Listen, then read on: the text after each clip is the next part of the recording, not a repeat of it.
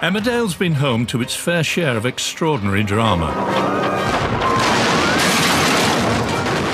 But now a very different kind of real-life excitement is on the way.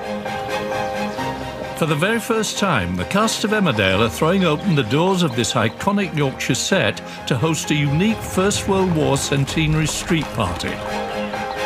Men less than half my age gave their lives for the country. To honour the British men and women who made huge sacrifices during the Great War.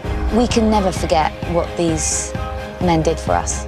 A host of Emmerdale's most famous faces, old and new, are about to leave the set behind and step back 100 years into the past to celebrate the lives of unsung local heroes who drove the war effort. I consider myself quite a strong woman, but these women were a different kind of breed. From woolpack chef to the real wartime cook, this is a catastrophe. Village vicar to the battlefield priest, telly farmer to the real country land girl, and Emmerdale vet to the real frontline vet. The weight of responsibility on that man's shoulders is amazing. The cast of one of Britain's favourite soaps will uncover the extraordinary stories of these remarkable British men and women, who will be honoured when the cast come together to host their very own Emmerdale Armistice celebration. Tonight. I could do the cow vaccine today if you like. Actor Zoe Henry, better known as village vet Rhona Goskirk, heads off on the trail of a local Yorkshire vet. Something happened, that's what I need to know. What turned him into this extraordinary guy? One of the real men behind the heroic war horses of the First World War.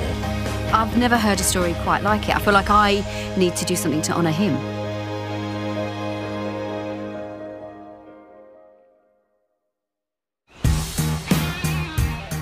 Emmerdale was based within a real Yorkshire community, Eschald. And 100 years ago, working horses were at the heart of rural village life. But for TV vet Zoe, it's a whole host of animals that keep her village practice busy. Apparently, they're all here for their annual vaccinations. Now she's leaving Emmerdale behind to set out on a journey to uncover the story of a real Yorkshire vet at the outbreak of World War I.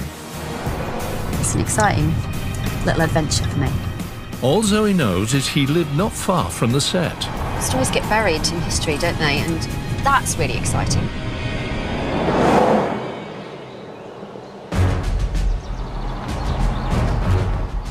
She's been invited to the Army Remount Barracks to discover the identity of her local hero. Horses have played a vital role in the British Army since before the First World War, when over 1 million were sent to the front line. But even today, the Army has more horses than tanks, and the care of these military working animals is at the heart of their work here. Hi. Good morning, Zoe. Zoe's meeting military vet Major Drew Tootall. If you'd like to follow me, we'll crack straight on. OK, thank you. Well, I've got someone I'd like to introduce you to. Wow. Who's this? This is Joseph Abson. He's a 55-year-old veterinary surgeon who decided to do his duty to serve his country and signed up to the Army Veterinary Corps. And he was 55 when he went? 55 when he went. Wow. Joseph had already reached the life expectancy of a British male in 1914. But instead of planning a gentle retirement, he decided to leave his practice, his wife Annie and his son behind, and volunteered to look after the vital war horses on the front line. It's hard enough joining the military at the best of times, but to do it in the midst of war, at that age, it must have been absolutely extraordinary and terrifying. Joseph would have had little idea what to expect on the Western Front. But with these incredible war horses already fulfilling cavalry roles, moving supplies, guns and ammunition, and transporting the wounded to hospital, he knew his skills were needed.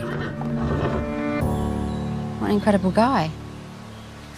It's nice to have an image of someone, a very respectable, handsome man with a gorgeous big moustache. And I think the thing that really hits home with me, he was 55, that's an age that really is to be going to the front.